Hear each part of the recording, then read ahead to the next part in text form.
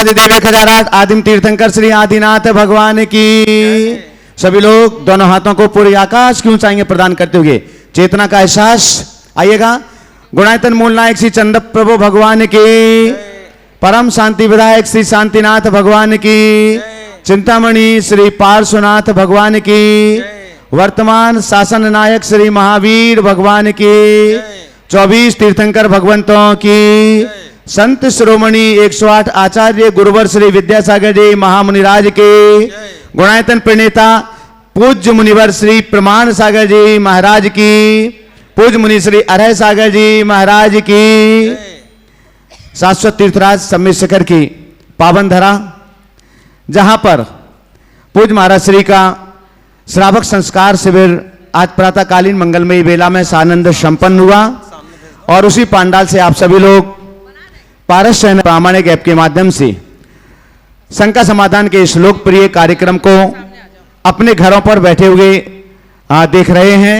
आप सभी दर्शकों का और यहाँ पर उपस्थित सभी श्रद्धालुओं का गुणायतन परिवार एवं श्री सेवायतन परिवार हार्दिक हार्दिक स्वागत एवं अभिनंदन करता है। बंधु, हम पूज्य महाराज श्री के पावन मंगल आशीष लेने के लिए दोनों हाथों को जोड़ते हैं। आप सभी के लिए भी मंगल आशीष मिले और आपके माध्यम से देश और दुनिया में इस कार्यक्रम को देख रहे उन सभी लाखों लाखों दर्शकों के लिए भी मंगल आशीष की छांव मिले। तो दोनों हाथों को जोड़िएगा। त्रिवार महाराज श्री के श्री चरणों में नमोस्तु निवेदित करते हैं। हे महाराज श्री, नमोस्तु नमोस्तु नमोस्तु। और हम यहाँ पर उपस्थित श्रद्धालुओं के लिए आमंत्रित करें, उसके पूर्व महाराज श्री के श्री चरणों में नमोस्तु निवेदन कर रहे हैं। महाराज श्री ऑनलाइन प्रश्न है। हे मुनिवर, नमोस्तु नमोस्तु नमोस्तु। हे मुनिवर, क्षमावाणी पर्व कब मनाया जाता है? आजकल प्रायः देखने में आता है कि लोग चतुर्दशी की शाम से ही क्षमावाणी के संदेश भेजना प्रारंभ कर देते हैं। मैंने पहले संदेश भेजा, एक ऐसी अघोषित प्रतिस्पर्धा बनी रहती है। तो क्या क्षमावाणी पर्व का कोई दिन निश्चित है अथवा अनंत चतुर्दशी के दिन से लेकर कभी भी क्षमावाणी मनाई जा सकती है? जो लोग क्षमावाणी के दिन अर्थात आश्विन कृष्णा प्रतिपदा से पहले ही क्षमावाणी के संदेश आदि भेजते हैं, वे क्या इस विशेष दिन का महत्व कम करते हुए इस परंपरा पर कुठाराघात कर रहे हैं अथवा शुभस्य शीघ्रम की उक्ति की अनुपालना कर रहे हैं? क्या इस प्रकार के कार्य से मूल पर्व को विकृत करने का दोष तो नहीं लगता? कृपया मार्गदर्शन करें जिससे संपूर्ण जैन समाज एक रूपता के साथ इस अनूठी विरासत को सुरक्षित रख सके। नमोस्तु महाराज। देखिए, बहुत ही सामयिक और प्रासंगिक सवाल यहाँ उपस्थित हुआ। क्षमावाणी हम सबका बहुत ही शाश्वत पर्व है। पुरातन काल से ये परंपरा चलती आ रही है और सदा से आश्विन प्रतिपदा से ही प्रतिपदा को ही पूरा देश क्षमावाणी का पर्व मनाता है और क्षमावाणी का एक उत्सव भी होता है। आज का दिन तो विश्राम का दिन है, समीक्षा का दिन है कि अब 10 दिन हमने धर्म की आराधना की, अब हमें नई शुरुआत करनी है। तो आज हम अपने मन का लेखा जोखा करके देखें, आलोढ़न करें और किसके किसके साथ मेरी कटुता है, द्वेष है, ताकि मैं उस कटुता और द्वेष को दूर करके अपने जीवन का पथ प्रशस्त कर सकूं और अपना सहज जीवन जी सकूं। ये हमारा प्रयास होना चाहिए। जब से ये डिजिटल सिस्टम आ गया है तब से लोग क्षमावाणी को अनंत चतुर्दशी की आधी रात से ही प्रेषित करने लगे हैं। ऐसा करने से क्षमावाणी का हमारा मूलभूत महत्व कम होगा और ये इतना जो बड़ा पर्व है उसकी गरिमा गिरने से हम अपनी परंपरा पर भी कुठाराघात करेंगे, इसमें कोई संशय नहीं है। इसलिए इस मैसेज की परिपाटी को रोकना चाहिए। जो लोग भी एक दूसरे को ऐसा मैसेज देते हैं उन तक भी ये संदेशा जाना चाहिए कि ये मैसेज आज मत दीजिए, जो तिथि जिस तिथि के लिए है उसी तिथि के लिए करिए, अन्यथा ऐसे तो हमारी सारी परंपराएं छिन्न भिन्न हो जाएगी। और आप लोग भी ये मैसेज देते अपने मित्रों को, उनको दो ना जिनसे कटता है। असली क्षमावाणी तो वो है पर मुझे लगता है कि जिससे कटता हुआ अपने बाजू वाले को भी संदेश नहीं देगा और दूर देश में बैठे हुए लोगों के लिए इस तरह का समाचार भेजने का जो प्रयास है ये बिल्कुल गलत है। और चूंकि आजकल कुछ लगता नहीं, सबके पास गैजेट्स हैं, मोबाइल है और वो मैसेज डिजिटली लोगों के पास भेजने में कोई कठिनाई नहीं होती, तो लोग दे रहे हैं। भेजना बहुत अच्छी बात है, पर एक दिन का अगर हम इंतज़ार करें, लिस्ट बनाए, विचार करें, फिर एक दूसरे के क्षमा मांगने और क्षमा करने की वृत्ति अपनाएं तो बहुत अच्छा होगा। और यही हमारी परंपरा है, यही हमारी परिपाटी है। हमें धर्म के संदर्भ में ऐसा कोई कार्य नहीं करना चाहिए जिससे हमारी मूलभूत परिपाटी खंडित हो। संजय नीतू जैन पेंड्रा। आगे तैयार रहेंगे इंजीनियर अनिल त्रिशला जैन बरेली। महाराज जी के चरणों में नमोस्तु नमोस्तु नमोस्तु। महाराज जी, सर्वप्रथम इस शिविर के आयोजकों को एवं सहयोगी साधर्मी भाइयों को मैं दिल से आभार व्यक्त करता हूं, जिन्होंने इतनी आत्मीयता से, प्यार से, सम्मान से हम सभी लोगों को भोजन कराया।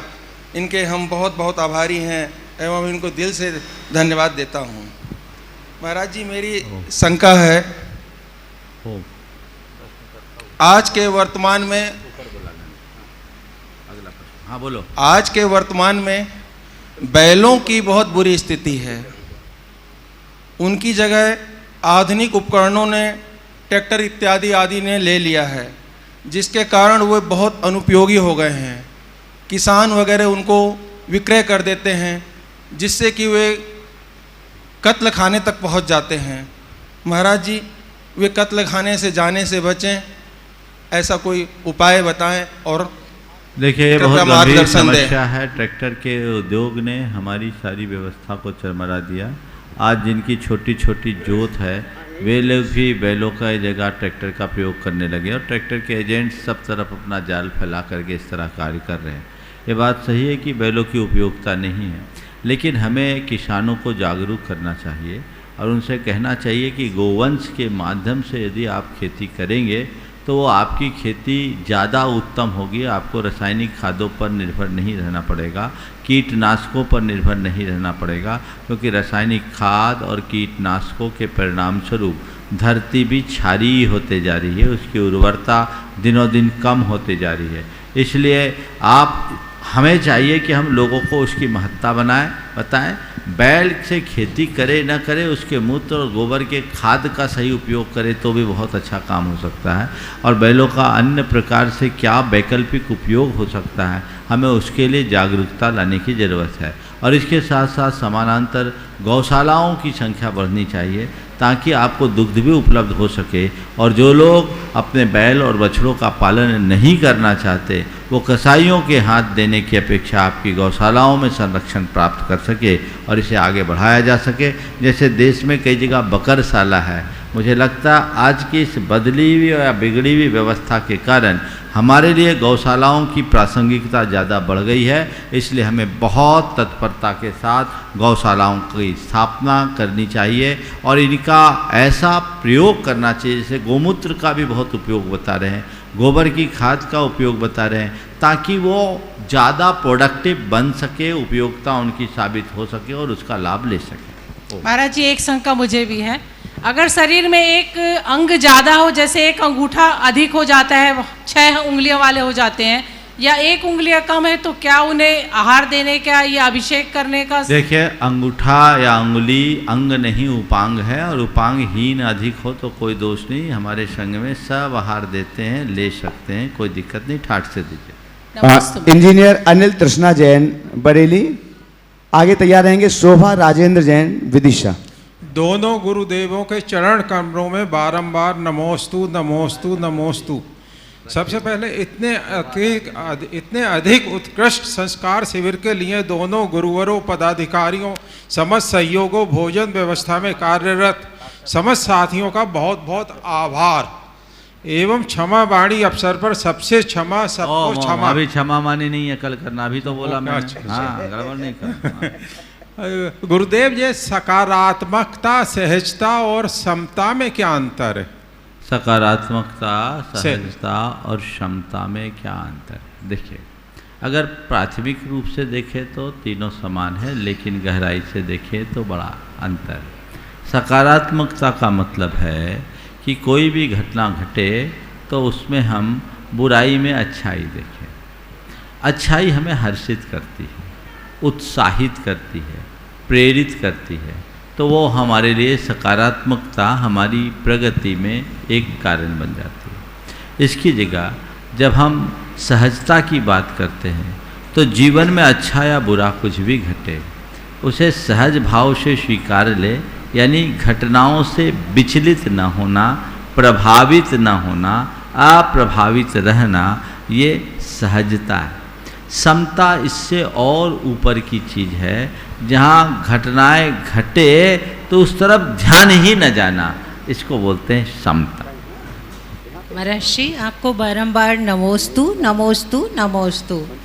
महर्षि आत्मा से संबंधित मेरा प्रश्न है कि आत्मा अनंत शक्तिवान होती है और चैतन्यवान है, जबकि शरीर पुद्गल है और नाशवान है। लेकिन जब शरीर पर किसी भी प्रकार की चोट पड़ती है तो आत्मा सबसे पहले आत्मा ही शरीर को छोड़कर निकल जाती है। ऐसा क्यों होता है? आत्मा तो अनंत शक्तिशाली है और शरीर पर कोई भी प्रहार जब होता है तो उसका असर आत्मा पे क्यों पड़ता है? आत्मा एकदम क्यों छोड़ जाती है जबकि इतनी अनंत शक्तिवान है? बहुत अच्छा सवाल किया। आत्मा के पास अनंत शक्ति है तो जीवन में कुछ भी घटनाएं घटती है, शरीर यदि छिन्न भिन्न होता है तो आत्मा क्यों छोड़ देती है? देखिए, मैं तो आपसे एक ही बात कहता हूँ, कोई भी इंसान फटे कपड़े पहनना पसंद करता है क्या? साफ सुथरे पहनने। तो जैसे कपड़े फट जाते तो आप क्या करते हैं? बोलो। दूसरे पहन लेते हैं, वो हटा देते हैं। तो यही काम आत्मा करती है। इस कपड़ा फट गया, दूसरा पहनेंगे, काम खत्म। चलिए। श्रीमती शोभा राजेंद्र जी जैन विदिशा, ट्रस्टी गुणायतन एवं सेवायतन। आगे तैयार रहेंगे प्रतिभा गोधा जयपुर। गुरु भगवान के चरणों में कोटि कोटि नमोस्तु। भगवान, मेरा सवाल ये है कि भगवान की प्रतिमा के ऊपर बलात्कार गणे अंकित रहता है, जिसके बारे में कई लोग मुझसे पूछते हैं, मैं बता नहीं पाता हूँ। फिर से बोलिए।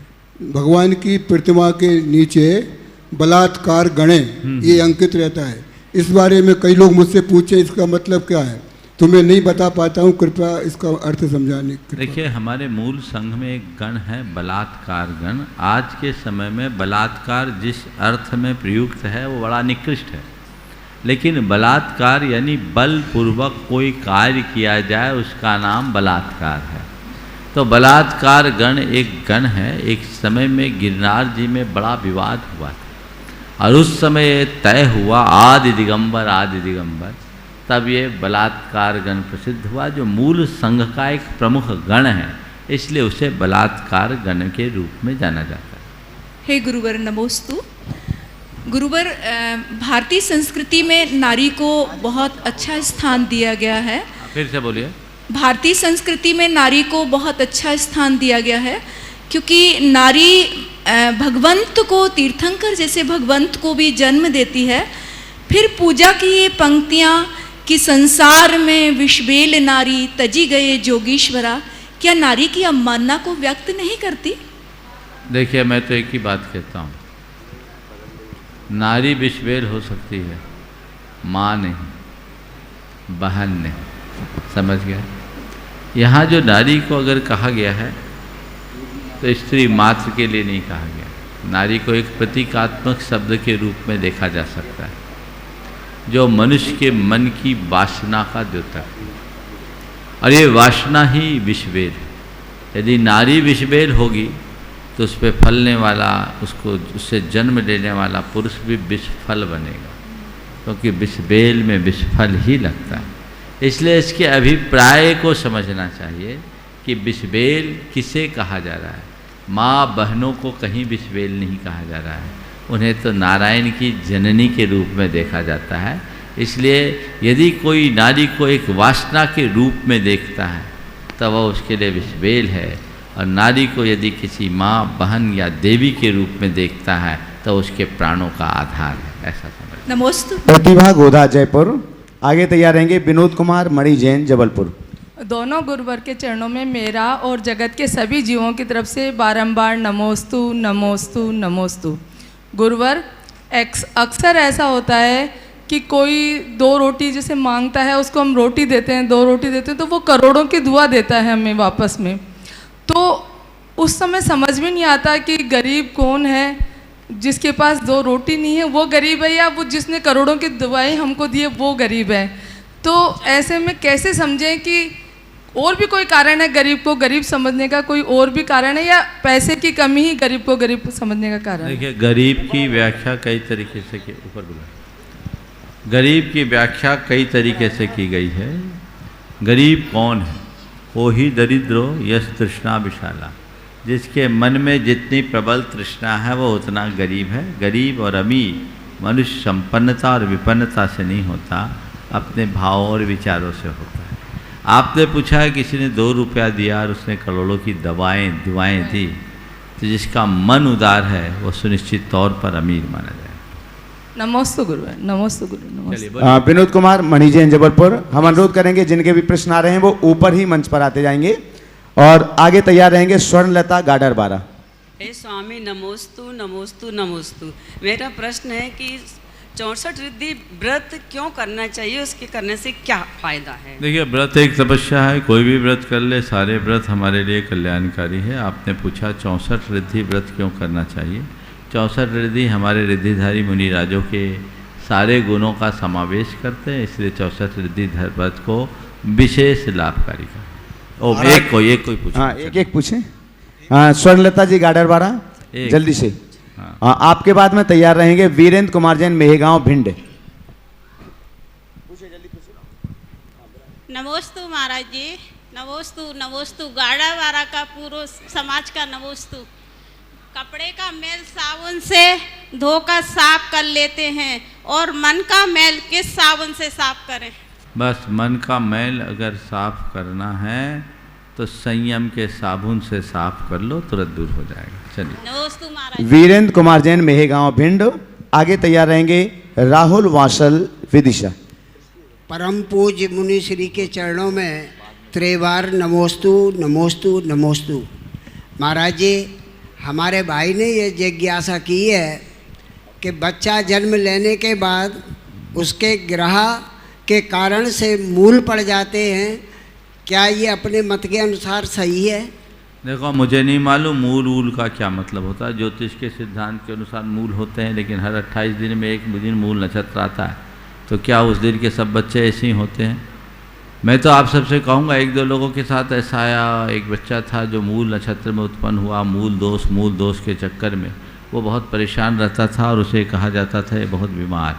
मेरे पास आया तो मैंने कहा भैया मुझे नहीं मालूम, लोगों ने कई तरीके बताए, मैंने उनको एक ही बात कहा, कुछ मत करो, कल्याण मंदिर विधान करो और पार्श्वनाथ भगवान की जाप करो।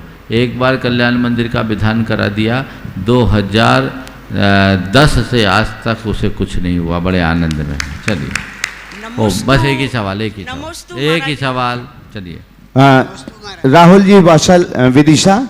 आगे तैयार रहेंगे अखिलेश सतवैया टीकमगढ़ ट्रस्टी गुणायतन।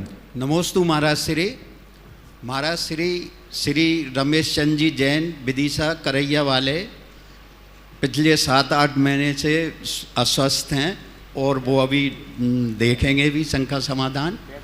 आशीर्वाद चाह रहे हैं आपका, ट्रस्टी गुणायतन है वो, तो उनको आशीर्वाद दे दें महाराज श्री। और मेरा सवाल ये है महाराज श्री, वक्त की कमी और प्रज्ञा का अभाव दोनों जब साथ हों तो मोटे मोटे ग्रंथ पढ़ने में असमर्थ हों तो केवल भावनाओं, जैसे मेरी भावना, 12 भावना और मंगल भावना, इनका चितवन करने से क्या धर्म नहीं हो सकता? देखिए, पहले तो मैं रमेश जी को आशीर्वाद दूंगा, वो जल्दी स्वस्थ हों, और उनसे कहूँगा कि भावना योग भी करते रहे अपने चिकित्सा के साथ, तो जल्दी स्वस्थ होंगे। दूसरी बात आपने पूछा है वक्त और बुद्धि के अभाव, क्या हम छोटे मोटे पाठों के द्वारा अपना कल्याण नहीं कर सकते? मैं तो कहता हूँ केवल अंदर का विवेक या जीवन की समझ विकसित हो जाए तो उनकी भी जरूरत नहीं है, कल्याण हो जाए। नमोस्तु महाराज। शिवभूति महाराज को तो केवल तुष्मास भिन्नम से ही बेड़ा पार हो गया। आप जो हो सके करिए, बस इतना जानिए किस में मेरा हित है, किस में मेरा अहित। नमोस्तु महाराज। हाँ। अखिलेश जी शतवैया, टीकमगढ़ ट्रस्टी गुणायतन। आगे तैयार रहेंगे संतोष जी सिंगई दमोई, पूर्व अध्यक्ष कुंडलपुर। परम पूज्य गुरुदेव के चरणों में सतवैया परिवार का त्रिवार नमोस्तु नमोस्तु नमोस्तु। गुरुदेव, प्रत्येक जीव की आत्मा भिन्न भिन्न है, प्रत्येक जीव की आत्मा भिन्न भिन्न है। तो जब जो पाप और पुण्य जीव करता है उसका फल उसी जीव को मिलता है, किंतु ये कहा गया है कि माँ बाप के किए गए पुण्य का फल, पापों का फल औलाद को मिलता है। क्या यह सही है? देखिए, बात सही है। हर जीव अपने अपने पुण्य पाप का फल खुद ही भोगता है, कोई भी किसी गैर के पुण्य पाप को नहीं भोगता। लेकिन आपने जो ये कहा कि माँ बाप के कृत्यों का फल बच्चों को भी भोगना पड़ता है, हाँ बिल्कुल भोगना पड़ता है। और कई बार बच्चों के कृत्य भी माँ बाप को भुगतना पड़ता है। हमारे शास्त्रों में एक शब्द आता है दाय भाग, थोड़ा इसे ध्यान से समझिएगा। दाय भाग क्या होता है? जैसे कोई व्यक्ति एक करोड़पति के घर में जन्म लिया तो वो जन्म से ही करोड़पति हो गया, तो उसके हिस्से में ये सब माँ बाप के दाय भाग में मिला। इससे उलट यदि कोई व्यक्ति भिखारी के घर में जन्मा तो वो जन्म से भिखारी हो गया, तो ये जन्म से भिखारी बना, ये उसका दाय भाग हो गया। समझ गए ना? करोड़पति भी और भिखारी भी दोनों दाय भाग में मिला। लेकिन अब कोई जरूरी नहीं कि जो करोड़पति के घर में जन्मा वो जिंदगी भर करोड़पति बना रहे। हो सकता है कुलक्षी हो तो बर्बाद भी हो जाए। और कोई जरूरी नहीं कि भिखारी के घर में जन्मने वाला व्यक्ति भिखारी ही बना रहे, हो सकता है कल सम्राट भी बन जाए। तो भिखारी का सम्राट बनना उसका पुरुषार्थ है, और करोड़पति का भिखारी हो जाना उसका प्रमाद है। समझ गए? तो ये चीज़ें बनती और बदलती है। अब मैं दूसरी बात की तरफ ध्यान दें। बेटों का फल माँ बाप को भोगना पड़ता है। एक अपराधी हो गया किसी का बेटा, उसने अपराध किया, उसका दंश पूरे खानदान को भोगना पड़ता है। कृत्य किसने किया? हत्या किसी ने की, अपराध किसी ने किया, व्यभिचार किसी ने किया, और बदनाम पूरा खानदान हुआ। तो उसको वैसा देखना चाहिए। गुरुदेव, मैं ये मानूं कि मैं भाग्यवान हूँ और पिताजी के पुण्य के फल से आप जैसे गुरु मुझे मिले हैं। बहुत सुंदर। चलिए आगे। संतोष सिंगई दमोई, पूर्व अध्यक्ष कुंडलपुर। आगे तैयार रहेंगे डॉक्टर प्रद्युम्न जैन दिल्ली। देवादिदेव प्रथम तीर्थंकर आदिनाथ कुंडलपुर के बड़े बाबा की जय, कुंडलपुर के छोटे बाबा की जय, छोटे बाबा के बड़े समूह शरण की जय। हे गुरुदेव, चूँकि काफ़ी लंबे समय के बाद मैं किसी शिविर में आने का सौभाग्य प्राप्त हुआ और आज 15वां दिन हो गया। ये पता नहीं चले कि 15 दिन कैसे पूरे हो गए। और इस चीज़ का आशीर्वाद चाहूँगा कि हर बार शिखर जी जहाँ जहाँ आपका शिविर हो वहाँ पर जाने का सौभाग्य प्राप्त हो। चूँकि और इस मंच से मैं अभी सभी शिवरार्थियों के लिए उत्तम क्षमा मांगता हूँ। और कुंडलपुर में जो महा महोत्सव हुआ था, कम से कम फरवरी माह में, उसमें हम लोगों से काफ़ी गलती हुई होगी। उसके लिए इस मंच से सभी से मन से वचन से काय से कृत काय तदमोदना से क्षमा चाहता हूँ। हे गुरुदेव, प्रश्न ये था कि जैसे आज काफ़ी लंबी संख्या में लोगों ने उपवास किए थे और 1 से लेके 1, 2, 5, 16 और 32 उपवास तक का था।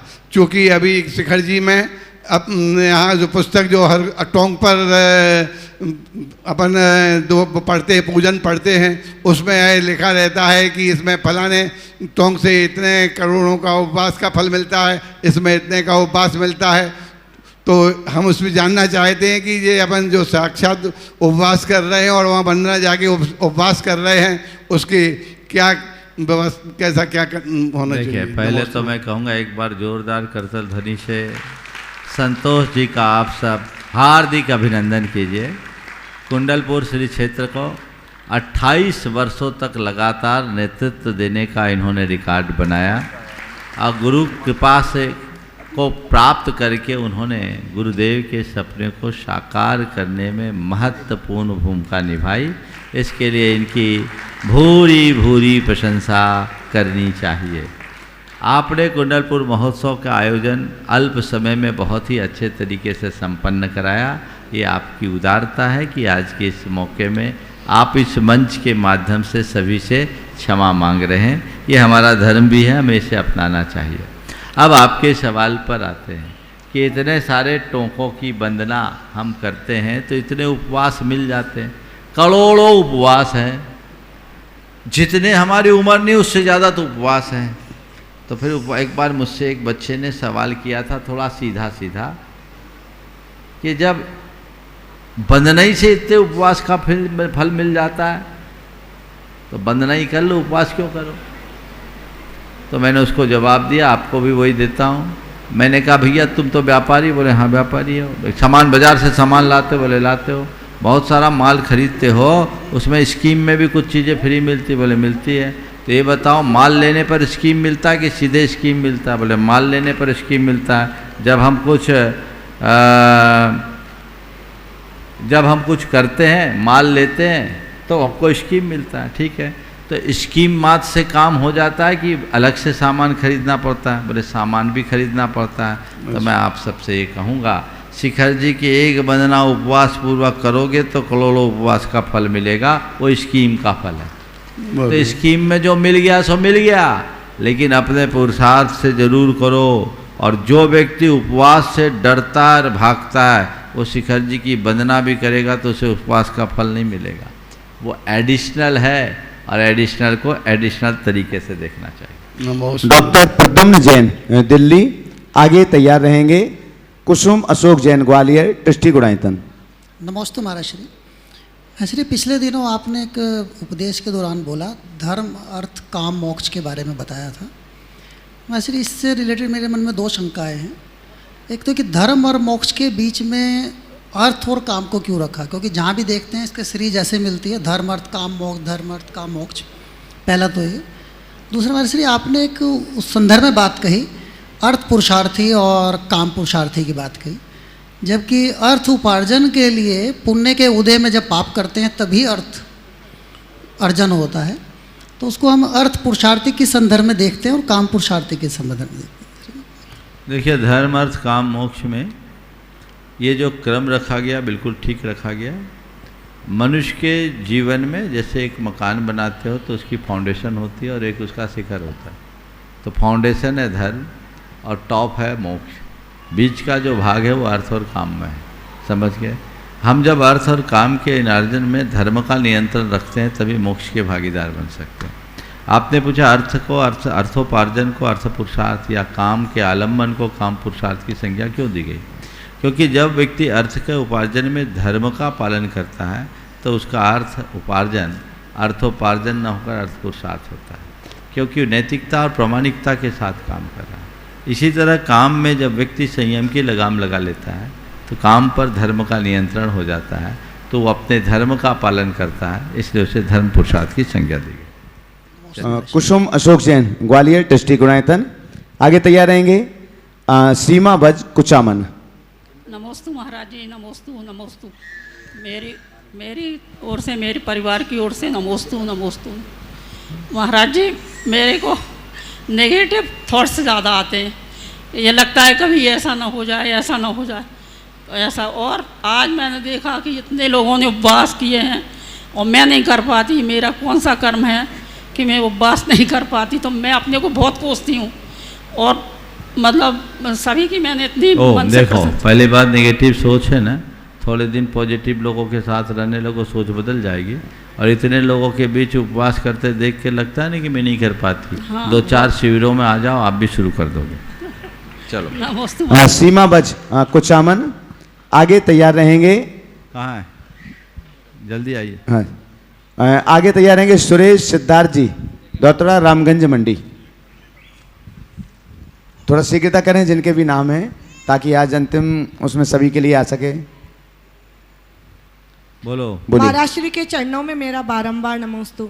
महाराज श्री मेरी शंका ये है कि हिंदी महीनों में जैसे चैत से लेकर के अपन फागुन तक गिनते हैं तो 12 महीना, और अंग्रेजी महीनों में जनवरी से दिसंबर तक 12 महीना, बट हिंदी महीनों में कभी ये होता है कि चैत 2, बैसाख 2, ऐसे करके 13 महीना हो जाते हैं। तो ऐसे बच्चों को समझाना या हम लोग को भी समझना कभी लगता है कि ऐसा क्यों? ऐसा है, ये अलग अलग कैलेंडर है। भारतीय जो परंपरा है पंचांग की, उसमें 360 दिन का वर्ष, और हमारा जो कैलेंडर है वो 366 दिन है, ठीक है ना। 365 दिन 6 घंटा है ना, तो वो 5 दिन का अंतर तो वो होता है, तो 15 दिन, 3 साल में 15 दिन का अंतर ये हो गया। 15 दिन 18 घंटे तो ऐसे बढ़ते हैं।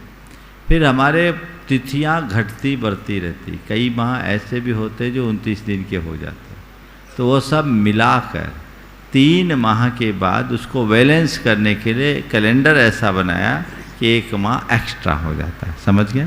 ये पूरी गणना के साथ। नमस्ते। सुरेश सिद्धार्थ जी दौतरवाले रामगंज मंडी। हाँ सिद्धार्थ बोलो। और आगे तैयार रहेंगे चंद्रकला जी पाटनी रांची। मुनिराज के चरणों में त्रय बार नमोस्तु नमोस्तु नमोस्तु। महाराज जी, मेरा प्रश्न है कि आजकल वर्तमान में सब पंचम काल को दोष देते हैं, किसी से भी कोई गलती हो जाए तो पंचम काल का प्रभाव है, तो ऐसी धारणा वालों को क्या बोला जाए, कैसे समझें? देखिए, पंचम काल का प्रभाव तो जरूर है, लेकिन पंचम काल का प्रभाव एक बहाना भी है, तो बहानेबाजी से बचना चाहिए और ये सोचना चाहिए कि जो है सो है, चाहे पंचम काल हो चाहे चौथा काल। मैं तो कहता हूँ मेरे लिए वो चौथा काल व्यर्थ है जिसमें देव शास्त्र गुरु के प्रति श्रद्धा न हो, और वो पंचम काल का प्रभाव मेरे लिए ज़्यादा अच्छा है जिसमें मुझे धर्म से जुड़ने का सौभाग्य है। नमोस्तु महाराज। सिद्धार्थ, हाँ बोलो। नमोस्तु महाराज जी। महाराज जी, जब भी कहीं पे चौका लगाते हैं, खुद के घर में लगाते हैं या कहीं क्षेत्र पे जाके लगाते हैं, तो कई लोग आते हैं कि हमें आहार दान में कुछ देना है, तो वो कुछ कोई राशि दे देते हैं या फल दे देते हैं, तो हम थोड़ा सकुचाते हैं उसको लेने में, तो हम गलत हैं या सही हैं? या देखिए, चौका तो सबको अपने द्रव्य से लगाना चाहिए, अपना ही द्रव्य लगाना चाहिए, लेकिन बहुत सारे लोग हैं जो द्रव्य अपना नहीं लगा पाते, चौका नहीं लगा पाते, वो आहार देते तो सोचते मेरा कुछ लगे। तो ऐसे लोगों से तो ये कहना चाहिए कि आप आहार दीजिए, और बहुत ज़्यादा आग्रह हो तो कोई एक छोटी मोटी सामग्री हल्की फुल्की ले लो, और वो भी बोलो कि तुम चौका के लिए दो तो लूँगा, महाराज के लिए दोगे तो नहीं लूँगा। क्योंकि वो महाराज जी पहले भी एक बार हुआ, तो हमने उनको यही कहा कि आप चौके के लिए दो, महाराज जी आएंगे तो उनको होगा, नहीं तो हमें होगा। हाँ, तो वो भी थोड़ा लेना, क्योंकि तुम उनसे जितना लोगे तुम्हारा पुण्य छीन होगा, क्योंकि तुम्हारा घटेगा। ठीक है, सामने वाले की भावना का सम्मान करना बुरा नहीं है, लेकिन इसमें अतिरेक नहीं होना चाहिए। तो उसमें महाराज जी जो राशि लेना तो थोड़ा गलत ही हो जाएगा ना। राशि भी अगर दे तो उतनी राशि का कहीं उपयोग कर लो, नहीं तो उसको मंदिर में डालो। चंद्रकला जी पाटनी रांची, ट्रस्टी मंत्री गुणायतन। आगे तैयार है एक छोटा सा बालक आरव जैन इंदौर, जिसको आज 8 वर्ष हुए। आज उसने पहला अभिषेक यहाँ पर किया और महाराज श्री ने अपने हाथों से उसे जैन संस्कार आज इस मंच से प्रदान किए हैं। मंच पर आ जाए, ऊपर मेरी तरफ से जगत के सब जीवों की तरफ से दोनों मुनिराजों के चरणों में महाराज श्री, सिर्फ दुनिया के सामने जीतने वाला ही विजेता नहीं होता, मतलब किन रिश्तों के सामने कब हारना है और कब ये करना है, ये जानने वाला भी विजेता होता है। तो ये कैसे जाने इंसान?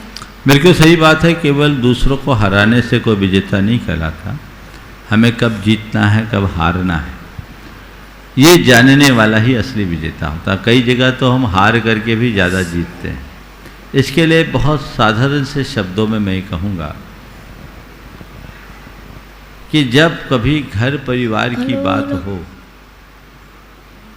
और जीत हार और अच्छा बुरा दो हमारे सामने हो, तो हम जीत हार को गौन करके अच्छे बुरे की बात करें। और अगर हम अच्छे बुरे को देखते हैं और उसमें हमारी हार होती है, तो मैं उस हार को भी जीत मानता हूँ। और अच्छे बुरे को छोड़कर जीत को, हार को प्रमुखता देते हैं और जीत के बाद परिणाम बुरा निकलता है, तो मैं उस जीत को भी हार मानता हूँ। और एक छोटा सा बालक आरव जैन इंदौर, जिसका आज जैन संस्कार किया गया 8 वर्ष पूर्ण होने पर। और इसी की खुशी में उनकी दादी ने, क्योंकि सबसे ज़्यादा खुशी उन्हीं को है, श्रीमती विमला जैन सागर, उन्होंने आज गुणायतन के लिए अपने सोने के टाप्स, अंगूठी और पेडल लगभग 8 ग्राम से भी ज़्यादा स्वर्णदान आज किया हुआ है। चलिए आरव जैन अपना प्रश्न रखेंगे, इसके बाद तैयार रहेंगे दिनेश सुब्रा जैन शिकागो। महाराज श्री के चरणों में नमोस्तु नमोस्तु नमोस्तु। महाराज श्री, मेरा प्रश्न ये है कि पहले मम्मी पापा आते हैं कि भगवान? बहुत अच्छा। ये बताओ, तुम्हें जन्म किसने दिया? मम्मी। मम्मी पापा ने दिया ना। तो अगर तुम जन्म नहीं लेते तो तुम भगवान के दर्शन कर पाते क्या? नहीं। तो हमारे लिए जो भगवान के तक पहुंचाया है, जिसने जन्म दिया, उसका महत्व है कि नहीं? है। तो क्या करो, मम्मी पापा को पहला भगवान मानो। क्या बोलो? मम्मी पापा को पहला भगवान। हाँ, उनको भगवान के समान मानो, उनकी बातों को मानो और अपने जीवन को आगे बढ़ाओ, फिर भगवान की शरण में जाओ। दिनेश सुब्रा जैन शिकागो। और आगे तैयार रहेंगे संगीता अनिल जी सेठी, पायल जी सेठी, हजारीबाग। नमोस्तु गुरुदेव, नमोस्तु गुरुदेव, नमोस्तु गुरुदेव। गुरुदेव, इस 62 वर्ष की आयु में होश संभालने के बाद लगभग 40 से तो ज़्यादा पर्युषण पर्व कर चुके हैं, लेकिन जितना आनंद इस पर्युषण पर्व में आया उतना आज तक नहीं आया।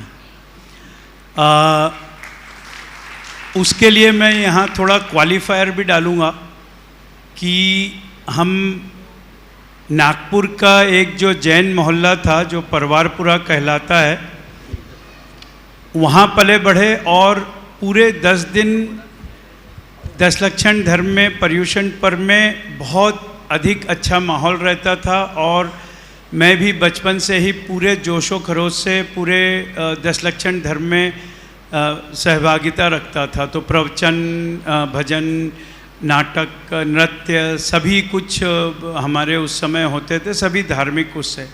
लेकिन इस बार जो आनंद आया सब आपकी कृपा है। नमोस्तु गुरुदेव, नमोस्तु गुरुदेव। मेरे 2 प्रश्न हैं, थोड़े शास्त्रीय हैं, तो सभी से क्षमा मांगता हूँ, आज उत्तम क्षमा। हाँ। अपवर्तनाघात की बात हुई थी, तो अपवर्तनाघात का संभाव्य रोकने के लिए क्या संलेखना बताई गई है? एक और दूसरा, आपने बताया कि एक समय में 14 राजू जा सकते हैं, तो 14 राजू तो बहुत ही विशाल एक संख्या है और एक समय बहुत ही छोटा है, मतलब 1 सेकंड भी लाखों करोड़ों समय है। तो ये जो विज्ञान आपके दोनों सवालों का आशय समझ लिया। पहले आपके पहले सवाल का उत्तर देता हूँ कि अपवर्तनाघात को क्या संलेखना से दूर किया जा सकता है। पहले तो समझिए अपवर्तनाघात क्या है और कब होता है। मृत्यु के समय जिनके परिणाम बिगड़ जाते हैं वे अपने आगामी आयु को कम कर देते हैं, इसको बोलते हैं अपवर्तनाघात। शुभ आयु में और नरक आदि में जाएंगे तो उसको बढ़ा देंगे।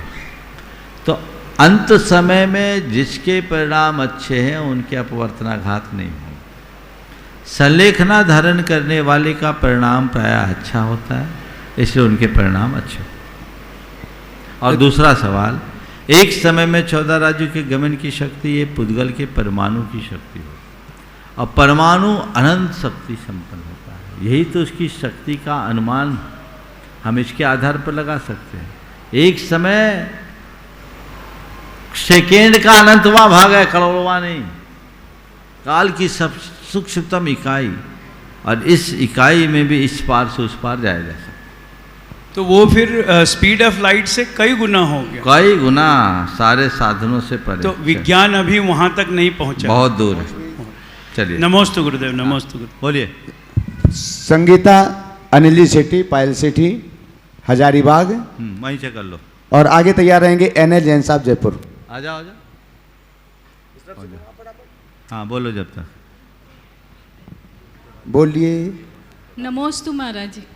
महाराज जी, मेरा ये प्रश्न है, महाराज श्री पहले सिखाया जाता था कि यात्रा पर जाते हैं या कभी भी अपने जाते हैं मंदिर में दर्शन, जितने भी मंदिर, सारे मंदिर को दर्शन करना चाहिए, इससे पाप कटते हैं और पुण्य बढ़ते हैं। लेकिन महाराज श्री आजकल जब भी बड़ों या बच्चों को बोला कि मंदिर चलना, यात्रा करने, जैसे समय शिखर जी आए, एक मंदिर किया, दूसरे मंदिर में लोग कहते हैं एक मंदिर हो गया बस बहुत है, इससे ज़्यादा मंदिर करने की क्या ज़रूरत है। अच्छा काम करो, दिल से भगवान को याद कर लो, ज़्यादा मंदिर जाने से, भगवान को धोख लगाने से क्या पाप नहीं कटते। उनसे पूछो कि अपने किसी प्रेमी का कितना चित्त रखते, एक ही रखते हो, चाहे जितनी चाहे मिल जाए उतनी रखते हो। हाँ, अगर भगवान से प्रेम होगा तो एक नहीं 1000 मंदिर में जाके ढोक लगाओगे कि भगवान की मूर्त। अब भगवान से प्रेम कम होगा तो तुम एक जगह ड्यूटी लगाए, काम खत्म। केवल खेल श्रद्धा और भक्ति का है, ये प्रगाढ़ हो तो सब चीज़ें अपने आप छूटते जाए। नमोस्तु। एनएल जैन साहब जयपुर। आगे तैयार रहेंगे आनंद कुमार, शांत कुमार, मीना जैन पिंडरई। दोनों गुरुओं को सादर नमन वंदन। महाराज श्री 2 शब्द हैं, अपने और मैं। अपने में मैं को ढूंढने में बहुत तकलीफ होती है, तो ये मैं को कैसे हम ढूंढें और उसको कैसे हम चरितार्थ करें। अपने और मैं में, अपने में मैं को ढूंढने में कठिनाई होती है। आपने पूछा है मैं को कैसे खोजें, बस औरों में मैं को खोजना बंद कर दो, अपने में झांक लो तो मैं का सही बोध हो जाएगा। और जब औरों में मैं को खोजोगे तो उलझ के रह जाओ। आनंद कुमार, शांत कुमार जी, मीना जी पिंडरई। हम तैयार रहेंगे महावीर जी छाबड़ा, कोलकाता, दृष्टि गुणायतन। दो ही महाराजों के चरणों में कोटि कोटि नमन महाराज जी, कोटि कोटि नमोस्तु महाराज जी। यह प्रश्न मेरी बेटी अवनी एवं राज का है, जो जबलपुर से भेजा महाराज जी। बोलो। चिंतन में बुद्धि काम करती है और चिंता में हृदय। हृदय भावनाओं का प्रतीक है और बुद्धि तर्क, विवेचना, विलक्षण तथा विवेक का। तो महाराज जी दोनों में से उचित क्या है? चिंतन में बुद्धि और चिंता में हृदय, मैं इससे सहमत नहीं हूँ। सबसे अच्छे में अगर मैं कहूँ तो चिंतन बुद्धि से होता है और चिंता दुर्बुद्धि से होता है। चिंता दुर्बुद्धि से होती है। जिसके अंदर सद्बुद्धि होगी वो कभी चिंता नहीं करेगा, वो चिंतन में करेगा, हृदय नहीं है। ठीक है, चिंता केवल भावनात्मक वेग नहीं है। जो व्यक्ति ज़्यादा बौद्धिक होते वो भी ज़्यादा चिंतित होते, सोचते हैं।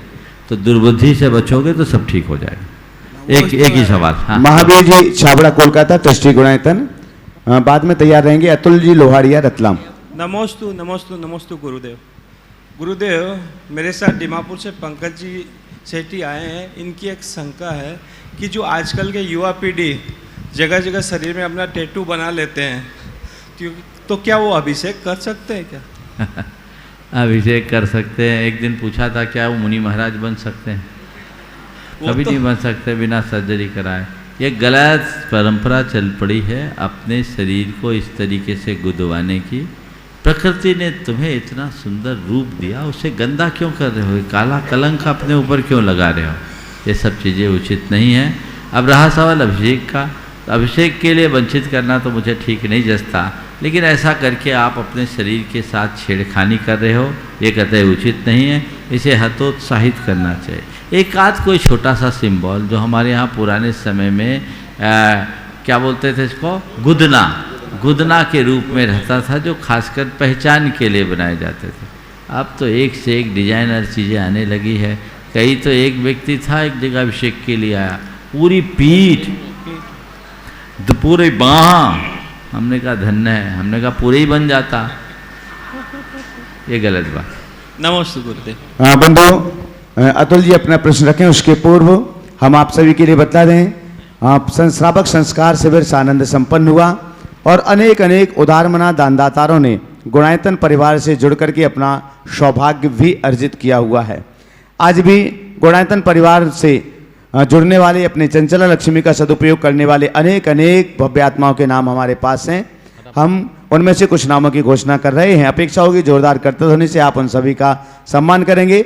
आज गुणायतन से निर्माण निधि के रूप में जुड़ रहे हैं मुगावली अशोकनगर से श्री अतुल सिंघई, सुपुत्र श्री अरविंद कुमार सिंघई। अगर यहाँ पर हो तो अपनी जगह पर खड़े होकर मंगल आशीष ले लें। अनिल कुमार जैन, निर्मल कुमार जैन जयपुर राजस्थान से, अनूप कुमार, सुशीला, निलयकांत, शिवानी, निकेत कुमार सराफ इंदौर मध्य प्रदेश से, श्रीमती मंजू जैन, धर्म पत्नी स्वर्गीय आनंद जैन, शुभम शैलजा जैन चंडीगढ़ से। और एक बार चारों अपने स्थान पर खड़े होकर के महाराज श्री का मंगल आशीष ले लीजिएगा और आप जोरदार करतल ध्वनि से उनका सम्मान कीजिएगा। बंधु, आज जिन्होंने स्वर्णदान दिया हुआ है सीमा मडवैया ट्रस्टी भोपाल, गुप्तदान और श्रीमती विमला जैन सागर, श्रीमती मंजू जी, विजय जी शिरोमणि, जिन्होंने गुणायतन के लिए यूएसए ह्यूस्टन से 236 ग्राम स्वर्णदान दिया हुआ है। और आप सभी को मालूम है स्वर्णधारी के लिए भी अनेक अनेक नाम आए हैं, लेकिन कुछ बहुत से नाम अभी भी बाकी, उनकी घोषणाएं हम नहीं कर पाए हैं। श्रीमती भंवरी देवी, सोहनलाल जी अशोक, निर्मला गंगवाल, स्वागतम साड़ी सूरत, जिन्होंने स्वर्णधारी में अपना योगदान दिया हुआ है। अब बंधु, गुणायतन से आज निर्माण सारथी के रूप में जुड़ रहे हैं। पहले ये निर्माण मित्र थे निशा जैन लोहाड़िया, सुपुत्री श्री प्रमोद कुमार जी जैन बांदी कुई। अगर यहाँ पर उपस्थित हैं तो मंच पर पहुंचे। श्री निशा जैन लोहाड़िया, सुपुत्री श्री प्रमोद कुमार जी जैन बांदी कुई। चलेगा, जोरदार करतल ध्वनि से उनका सम्मान कर दीजिएगा। आज सूत्रधार के रूप में गुणायतन से जुड़ रहे हैं श्री अशोक मल्लीनाथ मखदुम, शौका वंदना अशोक मखदुम, वेलगांव कर्नाटका से। जोरदार करतल ध्वनि से उनका सम्मान करें और उपस्थित हो तो मंच पर आ जाइएगा। आइएगा शीघ्रता से। हाँ, डॉक्टर साधना बांझल, शिशु रोग विशेषज्ञ इंदौर मध्य प्रदेश से, ये भी गुणायतन से सूत्रधार के रूप में जुड़ रहे हैं। एक बार जोरदार करतल ध्वनि से इनका भी सम्मान करें। ऑनलाइन जुड़ रहे हैं श्रीमती रत्ना संजय जैन, सौम्या जैन, कोहक जैन इंदौर मध्य प्रदेश से ही सूत्रधार के रूप में जुड़ रहे हैं। एक बार सभी सूत्रधार का जोरदार करतल ध्वनि से आपकी तालियां टीवी के माध्यम से उन तक पहुंचती हैं। और आज गुणायतन से संस्थापक सदस्य के रूप में जुड़ रहे हैं श्री उत्तम चंद्र, शैलेंद्र कुमार सराफ, सत्येंद्र कुमार, मनीष कुमार सराफ, बेगमगंज मध्य प्रदेश से। जोरदार करतल ध्वनि से उनका सम्मान करिएगा। और अगर यहाँ उपस्थित हैं तो मंच पर पहुंचे। श्री उत्तम चंद, शैलेंद्र कुमार सराफ, सत्येंद्र कुमार, मनीष कुमार सराफ, बेगमगंज, आइएगा मंच पर पधारें। आपके सम्मान के लिए मैं आमंत्रित कर रहा हूं एनएल जैन साहब और सुनील जी, सीएफओ गुणायतन, पधारिएगा। और आज जो गुणायतन से संस्थापक सदस्य के रूप में जुड़ रहे हैं श्री उत्तम चंद, शैलेंद्र कुमार जी सराफ, सत्येंद्र कुमार, मनीष कुमार जी सराफ, बेगमगंज से, उनका सम्मान करेंगे। आप सभी जोरदार करतल ध्वनि के साथ उनका सम्मान करेंगे। बंधु, सेवायतन के भी क्रम अभी तक लगा हुआ है और एक दिन के लिए औषधि दान के लिए 21,000 रुपये से स्वर्गीय कंचन देवी जैन स्मृति में मीना मधु ममता जैन दीमापुर नागालैंड से जुड़ रहे हैं। और बंधु, संस्थापक सदस्य के रूप में भी 1 लाख रुपए से भी लोग जुड़ते हैं। आप भी जुड़ सकते हैं संस्थापक सदस्य के रूप में सेवायतन के लिए। एक दिन के औषधि दान दिया है प्रेमचंद जी, अश्विनी, आशीष कुमार, कीर्ति, सम्यक जैन, विमला जैन सपरिवार की ओर से। उनके कोटा से मंगल स्वास्थ्य की मंगल कामना के साथ में रिद्धि सिद्धिनगर कोनाड़ी कोटा से। और सेठ उत्तम चंद जी, आप सभी को विदित है कार्तिक मास के आस्थानिक महापर्व में होने वाले सिद्धचक महामंडल विधान में भी कुछ ही मंडल शेष रह गए हैं, उसके लिए भी नाम क्रम से आ रहे हैं। आज एक मंडल के लिए नाम आया है सेठ उत्तम चंद जी, प्रभा देवी जी, अनुराग, अनुज जी जैन, कोयला वाले परिवार, शिरोमणि संरक्षक गुणायतन, उनकी तरफ से एक मंडल है। और साथ ही एक मंडल सुनिश्चित किया है सोलापुर महाराष्ट्र से श्री शांतिनाथ जैन, ब्रह्मचारिणी सरिता दीदी कसार, सोलापुर महाराष्ट्र से। एक बार जोरदार करतल ध्वनि से इन सभी का हम सम्मान करें। और प्रश्न के लिए अतुल लोहाड़िया रतलाम, चलेगा। अशोक जी गंगवाल सूरत, अशोक जी गंगवाल सूरत, अपना प्रश्न रखें, आगे तैयार रहेंगे। दीपेंद्र जैन सतना। गुरुदेव के चरणों में मेरा बारंबार नमोस्तु नमोस्तु नमोस्तु। जिनके दर्शन करने से खुल जाते हैं ज्ञान नयन, जिनकी अमृत वाणी सुनने से हो जाता दुखों का हनन, जिनके पावन चरण छूने से हो जाते हैं रोग समन, ऐसे गुरु प्रमाण सागर जी और अरय सागर जी के चरणों में मेरा बारंबार नमन, बारंबार नमन, बारंबार नमन। गुरुदेव, प्रश्न आज बच्चों का आया है वहाँ से, उनको मैंने फ़ोन पर अनुभव केंद्र के बारे में बताया था, तो उन्होंने आज कहा है कि एक बार गुरुदेव से बोलना कि वापस से एक बार इस जो अपना शंका समाधान का कार्यक्रम हो उसके उस बारे में, अनुभव केंद्र के बारे में मैं एक बार ज़रूर बताएं। देखिए, अनुभव केंद्र के विषय में आपने सवाल किया है। गुणायतन एक बहुत बृहत उद्देश्य को लेकर के यहाँ संचालित है। देश में मंदिर तो अनेक है और सभी मंदिर एक से एक है। यहाँ का मंदिर भी अत्यंत भव्य मंदिर है, पंचायतन शैली का अपने आप में एक अनूठा मंदिर, जो यहाँ आकर के देखने वाले लोगों को बरबसी अपनी ओर आकर्षित करता है। लेकिन इसके साथ साथ यहाँ जो अनुभव केंद्र है वो एक बहुत बड़ी चीज़ है, जिसमें एक सोरिंग राइड की संरचना हो रही है, जिसका नाम है समोसरण दर्शन। ये सोरिंग राइड ऐसी राइड जिसमें आपको ऐसा आभास होगा कि मानो साक्षात भगवान के समोसरण में आप प्रवेश कर रहे हैं। एक ऐसी अनुभूति जो आपके जीवन की दिशा को परिवर्तित कर देगी। हमने शास्त्रों में पढ़ा है और सुना है कि समोसरण ऐसा होता है। पंचौथे काल में समोसरण आता था, लेकिन आपको पंचम काल में साक्षात समोसरण में प्रवेश करने का सौभाग्य मिलेगा। ये अपने आप में एक अद्भुत घटना होगी। जो भी लोग इसमें भागीदारी रखेंगे वे निश्चित भाग्यशाली होंगे और उनका भाग्य बहुत ऊंचा होगा। और उसके साथ ही एक मूवी है यात्रा आत्मा से परमात्मा की, जो 4DX और 270 डिग्री के स्क्रीन पर यहाँ प्रदर्शित होगी, जो हर व्यक्ति के जीवन की दिशा को बदलेगी, उसके चिंतन को बदलेगी। यहाँ आने के बाद उन्हें समझ में आ जाएगा क्या है सम्यक दृष्टि, किसे कहते हैं मिथ्या दृष्टि, क्या होती है जीवन की भूल, क्या है हमारे दुखों का कारण, क्या होते हैं श्रावक, कैसे होते हैं मुनिराज, कैसे होता है ध्यान, कैसे होती है कर्मों की निर्जरा, कैसे होता है केवल ज्ञान, और कैसे करते हैं, कैसे होता है भगवान का समोसरण, कैसी खिलती है भगवान की वाणी, कैसे करते हैं प्रभु मोक्ष गमन। ये सब बातें आप साक्षात देखेंगे, ऐसे मानो आपके सामने घट रहा है।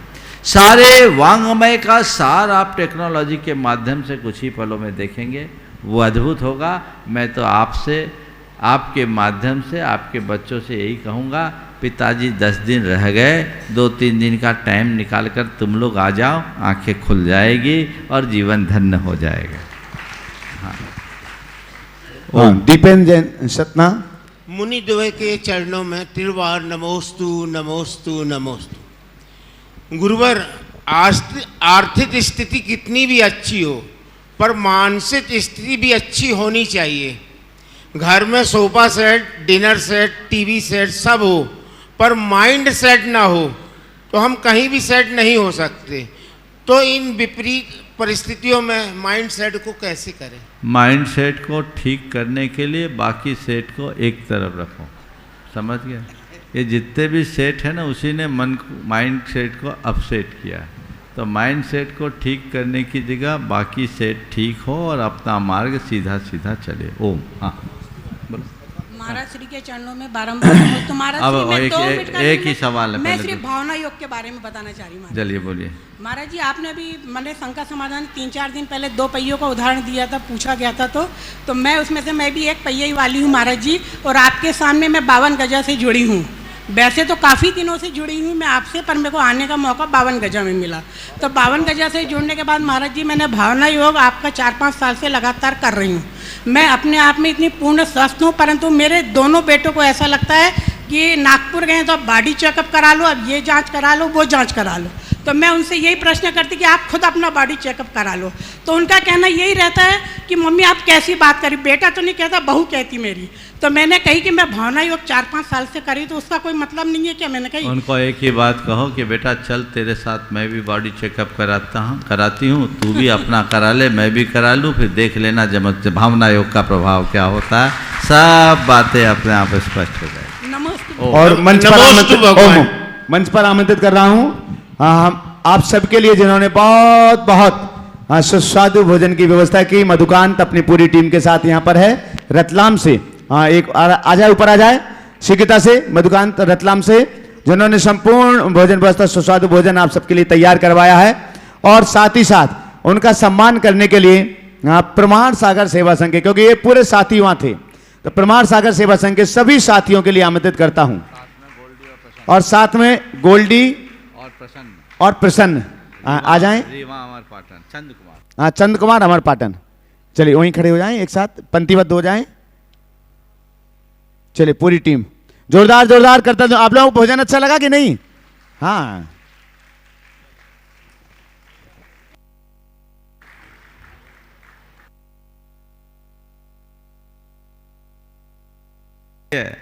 ओम बोलिए परम पूज्य आचार्य गुरुवैश्य विद्यासागर जी महाराज की जय। आज के सत्र को यहीं पर विराम। आचार्य भक्ति हम लोग अपने कक्ष में करेंगे, क्योंकि हमें गुणायतन तक